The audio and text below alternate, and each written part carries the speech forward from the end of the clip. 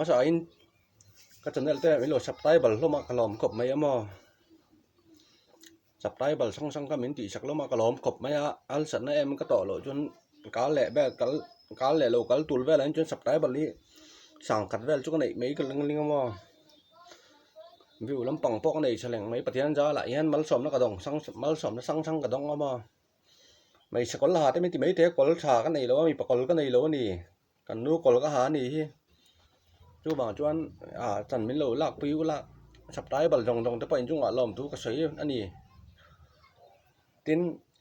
video sang cái luận xiêm giờ lo mình lâu chỉ sặc giờ lắm mà bảoว่าก็สันติงแต่พอก็ที่ตอนนี้ถ้าเราเที่ยงริมมังเด้อถ้าเราบดหล่อถ้าเราเมลเสด็จเล็กพอก็หมดแหละไม่เทียมอ่ะทุกวันจนมีเราบิวสักแหละทีนั้นจับได้บัลพอก็ไปหมอบิวเลยบิวข้างไงเวซีนี่ทุกวันจนก็จะเน้นมีเราเอ็นสักตัวตรงถ้าซุ้มดองพอก็บันสั้นเล็กต่อนิ้วตีบัลละมานิ้วตีบัลละมาก็ต่อมาซุ้มดองนี่หลอกว่าเราก็ตีบางนี่นิ้วตีบัลละมาสินก็ระดับแล้วก็นี่ทุกวันจนมีเราสับได้บัลแหวงอ่ะต่อไม้ไล่พอไถแหวงเท่านี้ภาษาลีที่บัดนี้เป่าวิดีโอปัสลีเวลก็อัพโหลดต่ออัพเลทนั่นตัวแหละอัพโหลดแหละก็ตุ่มมาชุบเป่าว่าก็ชันติงนั่นนี่ถ้าเราเที่ยงริมถ้าเราเมลเสร็จแล้วถ้าเราก็เราเดี๋ยวแล้วกำหมูไม่เตะแต่จนวิดีโอก็เฉียมแล้วนะไม่เราเอ็นสักแหละไม่ได้นั่นนี่อินเดียน่ะลอมทุกกระสุนรัวลินที่เราเสด็จก็ต้องแหวะเพราะมันเตะเซลแต่มินตีสักตัวจงอ่ะลอมทุกกระสุนนี่ไอ้เป่าไอ้เหี้ยชุ่มดองเป่าแบบตีนมีเต้นมินเพียมเลยยังมาเสียไปก็ติดเราวันนี้ป่าวันนี้บัลมันนี้ก็จักเราว่ามันก็บัลมันนี้ก็จักเราชิมมั้งนี่มาแล้วก็เสาแล้วนะมีแล้วที่มินเก่าแบบต้องกระหล่อมเดียว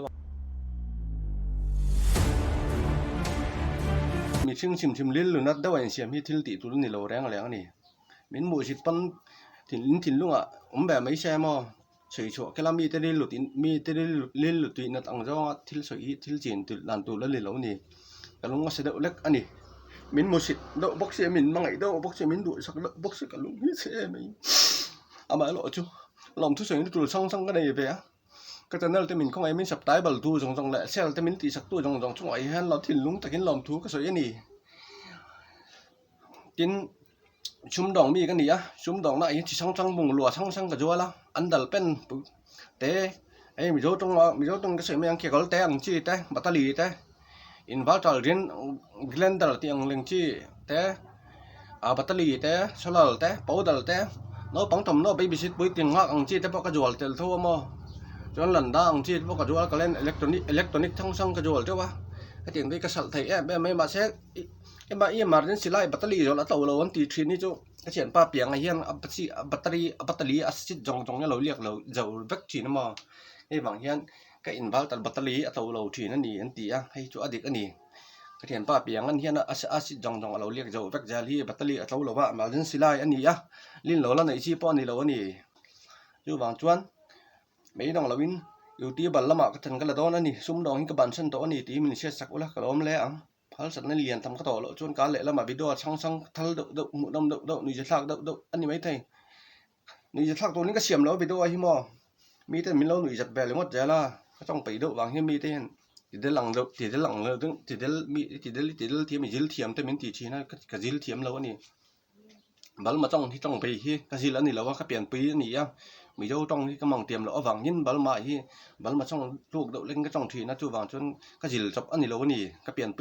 biển pí cắm sọ cái này thì mình lâu xe sạc là cái lỗ lấy ắng chu vàng chuan mình mang ngày mình ăn câu tu té bây giờ làm mình bưởi rong lại mình sắp tái bal tu rong lại mình lột xe sắp tu rong này đại lòng tu cái sấy này hal sẵn liền tầm cái thổ lộ cho